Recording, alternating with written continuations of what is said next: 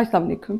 आज हम डिस्कस करेंगे about mechanism of enzyme action, यानी एंजाइम अपने सबस्ट्रेट के साथ किस तरह से बाइंड करता है, किस तरह से प्रोडक्ट के अंदर कन्वर्ट होता है, और ये मैकेनिज्म कौन कंट्रोल कर रहा है, एनर्जी कहाँ से मिल रही है, और एक्चुअली एंजाइम ने करना क्या है इस प्रोडक्ट फॉर्मेशन के दौरान। एंजाइम के एक्शन को समझने के लिए पहले हमें ये समझना होगा कि एक्टिवेशन एनर्जी क्या है और एक्टिवेशन एनर्जी को कम करने में एंजाइम का रोल क्या है। एक्टिवेशन एनर्जी हम लेते हैं वो मिनिमम अमाउंट ऑफ एनर्जी जो किसी भी रिएक्शन को स्टार्ट करने के लिए रिक्वायर्ड होती है, जो किसी भी रिएक्शन को स्टार्ट करने के लिए जो minimum amount of energy required होगी उसको हम कहेंगे एक्टिवेशन एनर्जी। करना इसने क्या है, इस एक्टिवेशन एनर्जी ने इसने डिस्टेबलाइज करना है एग्जिस्टिंग बॉन्ड्स को और फॉर्मेशन करनी है न्यू बॉन्ड की, यानी वो एनर्जी जो पहले वाले बॉन्ड को तोड़ेगी और नए बॉन्ड बनाएगी। तो इसलिए चाहिए होती है एनर्जी। सो रिएक्शन को चूंकि स्टार्ट करने के लिए चाहिए, इसलिए नाम दे देंगे इसको एक्टिवेशन एनर्जी का। एक्चुअली ये काइनेटिक एनर्जी की फॉर्म होगी। अब अगली चीज़ ये आती है कि हम एंजाइम का फंक्शन जब देते हैं तो हमेशा हम ये कहते हैं कि एंजाइम क्या करते हैं, एक्टिवेशन एनर्जी की रिक्वायरमेंट को लो कर देते हैं, कम कर देते हैं। किस तरह से करते हैं? सबसे पहला काम तो ये करेंगे कि रिएक्टेंट्स को करीब ले आएंगे। जब रिएक्टेंट्स को करीब लाएंगे, करेक्ट ओरिएंटेशन पे सही डायरेक्शन में एक दूसरे के आमने सामने रखेंगे एंजाइम्स, तो क्या होगा, उनमें रिएक्शन करने की जो कैपेसिटी होगी, जो फ्रीक्वेंसी होगी, वो इंक्रीज कर जाएगी। इस तरह से ये एक्टिवेशन एनर्जी की जो कह लीजिए अमाउंट होगी उसको रिड्यूस करते हैं। सेकेंड वे इनका क्या है, पर्टिकुलर केमिकल जो बॉन्ड हैं रिएक्टेंट के अंदर जो बॉन्ड हैं उनको ये स्ट्रेस करते हैं। मतलब पहले से मौजूद जो रिएक्शन जो होंगे बॉन्ड्स होंगे उनको ये स्ट्रेस अप करेंगे और न्यू बॉन्ड बनने का जो अमल है उसको स्टार्ट करवाएंगे। थर्ड इसमें पॉइंट हम ये लेते हैं कि ये एनर्जी का जो बैरियर होता है उसको रिड्यूस करते हैं। मतलब ये कि जो एनर्जी बैरियर है, जो एनर्जी की रिक्वायरमेंट, जो बहुत ज़्यादा एनर्जी जो है ना वो पहले चाहिए थी, उस एनर्जी की अमाउंट को इन्होंने रिड्यूस कर देना है। और फोर्थली ये इंक्रीज करते हैं फ्रीक्वेंसी ऑफ कोलियंस, यानी मॉलिक्यूल्स के दरमियान या रिएक्टेंट के दरमियान जो कोलाइड करने की सलाहियत है, जो एक दूसरे के साथ इनकी टकराने की सलाहियत है, उसको उन कोलियंस को इन्होंने क्या करना है, इंक्रीज कर देना, बढ़ा देना है। जितने ज़्यादा मॉलिक्यूल के दरमियान में कोलियन ज़्यादा होंगे उतना ही जो कह लीजिए रेट ऑफ रिएक्शन होगा वो ज़्यादा होगा। सो इस तरह से एंजाइम वर्किंग करते हैं और सबस्ट्रेट्स को आपस में बाइंड करवाने में, करेक्ट ओरिएंटेशन पे लाने में, और समटाइम ये जो कह लीजिए कि जो एनर्जी होती है वो खुद से उनको प्रोवाइड करते हैं ताकि वो रिएक्शन को स्टार्ट कर सके। यहाँ हम एनर्जी का और रिएक्शन टाइम का रिलेशनशिप लेते हैं कि ये हमारे पास एनर्जी इंक्रीज हो रही है, इस डायरेक्शन में हमारे पास रिएक्शन टाइम है। अगर हम एक इसमें ये ब्लू लाइन शो कर रही है वो मतलब इसमें रिएक्शन जिसमें एंजाइम मौजूद नहीं है। जहां एंजाइम मौजूद नहीं है वहां एक्टिवेशन जो एनर्जी है वो क्या चाहिए है, ज़्यादा। ये एनर्जी की रिक्वायरमेंट किसके लिए है, नॉन एंजाइमेटिक रिएक्शन के लिए। नॉन एंजाइमेटिक रिएक्शन जिसमें एंजाइम यूज नहीं हुआ तो उसके अंदर जो एक्टिवेशन एनर्जी की अमाउंट है, इसको ए से रिप्रेजेंट करते हैं, एक्टिवेशन एनर्जी, बल्कि सॉरी ए लिखेंगे। एक्टिवेशन एनर्जी की जो अमाउंट है यहाँ ज़्यादा रिक्वायर्ड है, जबकि ये दूसरा रिएक्शन है जो एंजाइमेटिक रिएक्शन जिसको शो कर रहे हैं।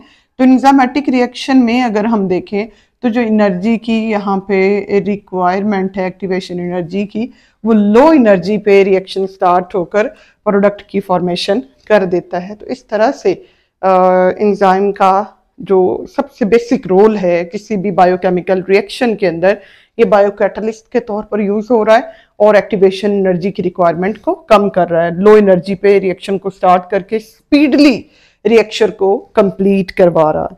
Presence of enzyme does not affect the nature and properties of and product. एक और चीज भी याद रखने वाली, क्या जब बगैर एंजाइम के रिएक्शन हो रहा है और जो एंजाइम के साथ रिएक्शन हो रहा है, क्या इनके एंड प्रोडक्ट में कोई डिफरेंस होता है? क्या एंजाइम की मौजूदगी, यानी एंजाइम की मौजूदगी ने रिएक्शन रेट को करना तो स्पीड अप है, बहुत तेजी से मुकम्मल करवा देना है। तो ये 30 मिनट और 1 ईयर का गैप ले लीजिए कि एक रिएक्शन जो एंजाइम के साथ मुकम्मल हो जाता है 30 मिनट में, उसको बगैर एंजाइम के मुकम्मल होने में पूरा 1 साल चाहिए होगा। तो presence of enzyme reaction rate को तो बढ़ा देती है, लेकिन क्या ये इफेक्ट करेगी? क्या इसकी वजह से नेचर और प्रॉपर्टीज एंड प्रोडक्ट की तब्दील होंगी या कि नहीं होंगी? ऐसा एंड प्रोडक्ट सेम रहेगा चाहे एंजाइम इसमें इन्वॉल्व हो या एंजाइम इन्वॉल्व ना हो। ये हमारे पास सबस्ट्रेट है, सुक्रोज मॉलिक्यूल है। सुक्रोज मॉलिक्यूल को ग्लूकोज और फ्रुक्टोज में कन्वर्ट करने के लिए एंजाइम है सुक्रेज। एंजाइम है सुक्रेज एंजाइम। सुक्रेज एंजाइम मौजूद हो या ना हो, सुक्रोज हमेशा ग्लूकोज और फ्रुक्टोज में ही कन्वर्ट होगा, यानी जो एंड प्रोडक्ट है वो सेम रहेगा चाहे एंजाइम हम यूज कर रहे हो चाहे एंजाइम यूज ना किया जा रहा हो। तो एंजाइम की मौजूदगी से प्रॉपर्टीज और नेचर एंड प्रोडक्ट की चेंज बिल्कुल भी नहीं होती। यहाँ हमारे पास एक एंजाइम है, ये स्पेसिफिक एंजाइम स्पेसिफिक सबस्ट्रेट को अपने साथ बाइंड करता है, पहले रिकग्नाइज करता है अपनी एक्टिव साइट की बाइंडिंग साइट की मदद से, उसको अपने साथ बाइंड करता है बाइंडिंग साइट की मदद से। एंजाइम सबस्ट्रेट कॉम्प्लेक्स बनाता है और एक्टिवेट कर देता है कैटालिटिक साइट को। कैटालिटिक साइट क्या करती है? एंजाइम और प्रोडक्ट इनको सेपरेट कर देती है, यानी कैटालाइसिस का जो प्रोसेस है इसको कंप्लीट करवाती है, और जो एंजाइम है ये अनअल्टर्ड फॉर्म में, गैर तब्दील शुदा जितनी अमाउंट में जैसे थे वैसे ही और उतनी अमाउंट में रिएक्शन के एंड पे मिल जाते हैं। इस दौरान इन्होंने किया क्या है? इस सारे प्रोसेस के दौरान इन्होंने एक काम किया है और वो है रिएक्शन को स्पीड अप करना। रिएक्शन का एंड प्रोडक्ट भी चेंज नहीं होगा, एंड प्रोडक्ट की प्रॉपर्टीज भी चेंज नहीं होंगी, उसकी नेचर भी, यानी उसमें कोई चीज का फर्क नहीं आएगा। जो एंड पे बनना था बनेगा वही, बस क्या होगा उसका बनने का रेट जरा बल्कि जरा नहीं काफी ज्यादा क्या हो जाएगा, एक्सेलरेट हो जाएगा, काफी ज्यादा बढ़ जाएगा। सो स्पेसिफिक एंजाइम रिकग्नाइज करते हैं स्पेसिफिक सबस्ट्रेट को और उसको बाइंड करके एंजाइम सबस्ट्रेट कॉम्प्लेक्स बनाते हैं। एंजाइम सबस्ट्रेट कॉम्प्लेक्स को कन्वर्ट कर दिया जाता है प्रोडक्ट के अंदर और एंजाइम अनअल्टर्ड फॉर्म में यहाँ से रिलीज हो जाता है। अब देखेंगे हम एंजाइम एक पाथवे के अंदर, एक सीरीज के अंदर या एक चेन के अंदर किस तरह से रिएक्शन करते हैं। कॉम्प्लेक्स मेटाबॉलिक पाथवेज जैसे कि रेस्पिरेशन है, फोटोसिंथेसिस है, प्रोटीन की सिंथेसिस है, इनके अंदर एक जो एंजाइम इन्वॉल्व नहीं है, इसमें सीरीज ऑफ एंजाइम है, यानी ग्रुप ऑफ एंजाइम इसमें काम कर रहे होते हैं। तो यहाँ पे जो एंजाइम की सीरीज है या एंजाइम की चेन है वो सारे के सारे सीक्वेंस में पड़े होते हैं, तरतीब से पड़े होते हैं और तरतीब से ही वो अपना काम करते जाते हैं। एक रिएक्शन कंप्लीट होता है तो उस कंप्लीट रिएक्शन के नतीजे में जो बनती प्रोडक्ट बनती है वो अगले एंजाइम को सबस्ट्रेट के तौर पर मिल जाती है और अगला एंजाइम क्या करता है, उसको सबस्ट्रेट को अपने साथ बाइंड करता है, प्रोडक्ट की फॉर्मेशन करता है। तो सेकंड रिएक्शन की जो प्रोडक्ट होगी वो थर्ड रिएक्शन के स्टार्ट पे सबस्ट्रेट बन जाएगी और इस तरह ये सीरीज में रिएक्शन मुकम्मल होता है और एंड जो प्रोडक्ट है जिसको फाइनल प्रोडक्ट कहा जाता है उसकी फॉर्मेशन हो जाती है।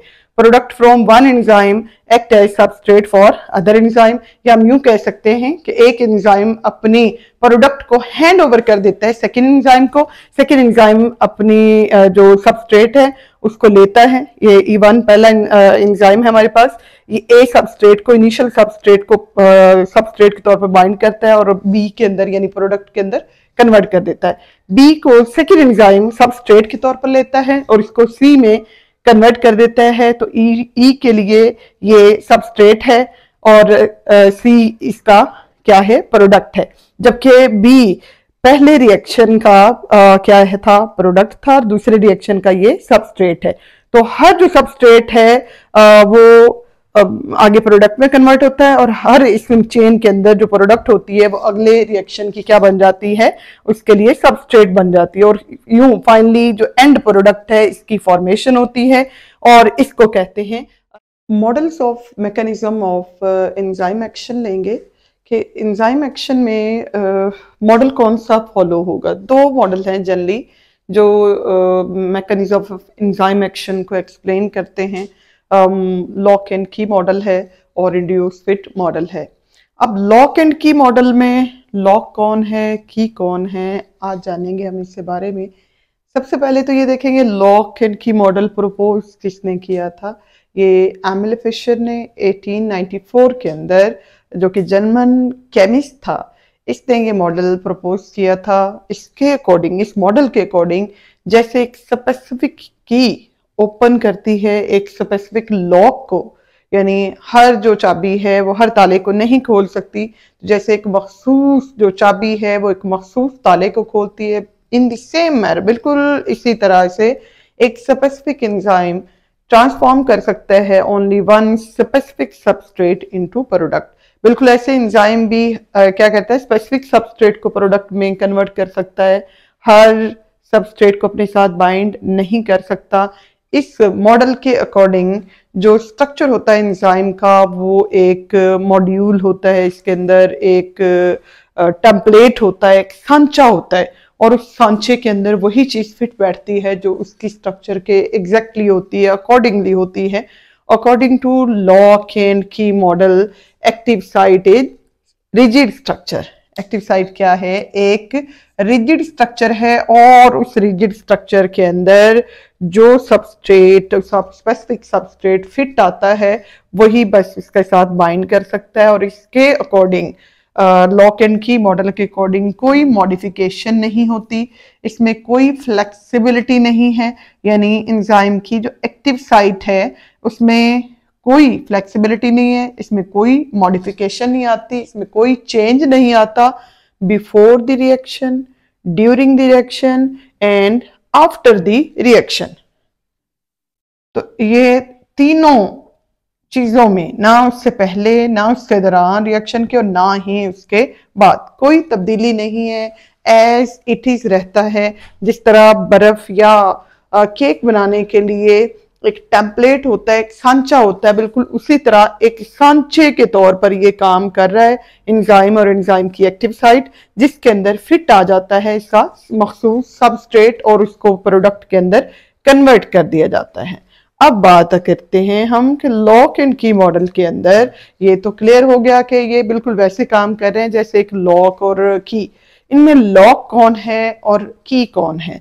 स्ट्रक्चर को आप देखिए, ये हमारे पास एंजाइम है, ये एंजाइम की एक्टिव साइट है, ये सबस्ट्रेट है जो इसके अंदर फिट आ रहा है। अब यहाँ पे लॉक क्या है, लॉक यहाँ पे एंजाइम की एक्टिव साइट लॉक का काम कर रही है, और सबस्ट्रेट यहाँ पे की का काम कर रहा है। एक मिसकॉन्सेप्शन इसके बारे में ये समझी जाती है कि शायद एंजाइम जो है ये की है जो ओपन कर रही है लॉक को, लेकिन यहाँ पे लॉक जिसके अंदर फिटिंग आनी है की, तो सबस्ट्रेट यहाँ पे एक्ट करता है की के तौर पर, और एंजाइम की एक्टिव साइट एक्ट करती है लॉक के तौर पर। इस स्पेसिफिक की के लिए स्पेसिफिक लॉक है, और स्पेसिफिक लॉक को खोलने के लिए स्पेसिफिक की है। यानी ये एंजाइम और सबस्ट्रेट का रिएक्शन बहुत मखसूस किस्म का है, क्योंकि इस मॉडल के अकॉर्डिंग कोई चेंज नहीं आता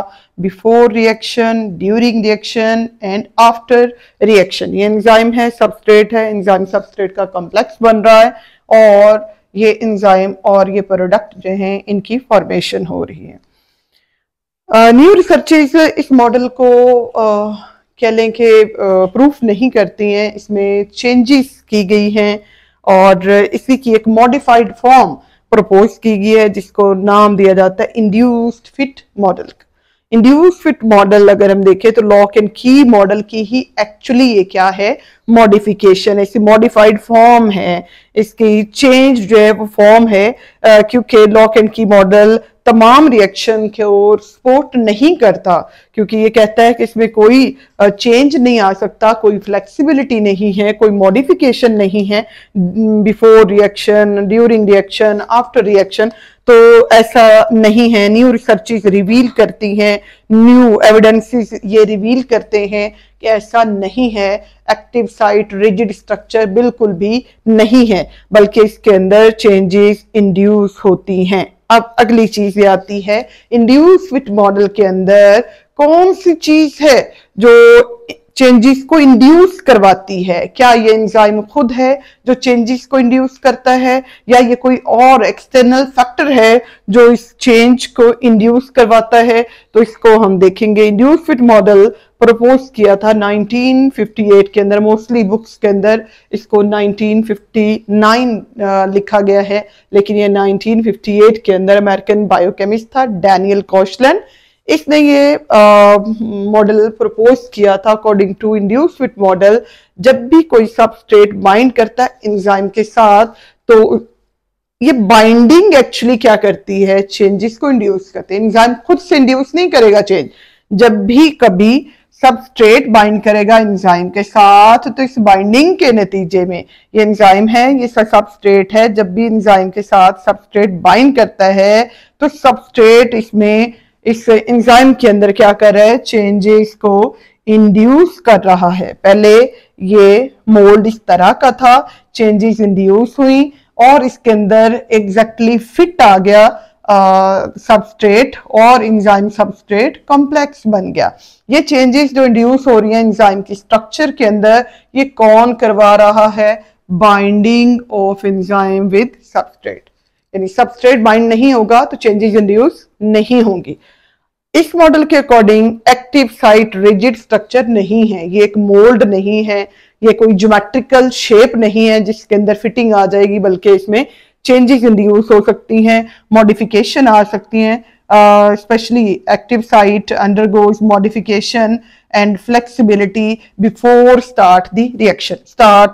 रिएक्शन स्टार्ट होने से पहले, एंजाइम सबस्ट्रेट कॉम्प्लेक्स बनने से पहले चेंजेस इंड्यूस होंगी, और ये इंड्यूस कौन करवाएगा? जब सबस्ट्रेट इसके साथ बाइंड करेगा, चेंजेस इंड्यूस हुई, एंजाइम सबस्ट्रेट कॉम्प्लेक्स प्रॉपर्ली बन गया। बनने के बाद जब प्रोडक्ट की फॉर्मेशन हो जाती है, प्रोडक्ट रिलीज हो गई, तो होता क्या है? एंजाइम ये नहीं है कि उस फॉर्म में रह जाएगा जिसमें इसने चेंजेस इंड्यूस की हुई थी, सबस्ट्रेट ने जो चेंज इंड्यूस करवाया था वो चेंज वक्ती था, वो मॉडिफिकेशन वक्ती थी।